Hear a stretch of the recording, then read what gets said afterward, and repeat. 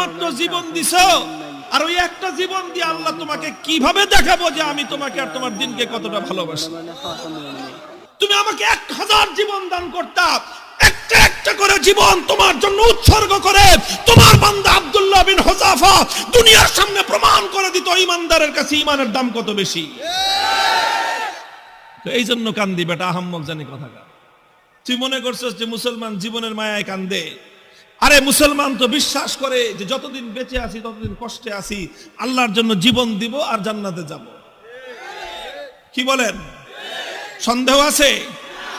আল্লাহর জন্য জীবন দেওয়ার মধ্যে আর জান্নাতের মধ্যখানে কোনো দূরত্ব নাই, কোনো দূরত্ব নাই। তুমি জীবন দিবা আল্লাহর জন্য আর জান্নাতে যাবা।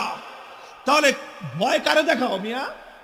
আমার কাছে একটা জিনিসই আমার বুঝে আসছে যে বেটা তোমরা যদি বাতিলের উপর থেকে নমনীয় না হতে পারো, আমি হকের উপর থেকে নমনীয় কোন দুঃখে হব?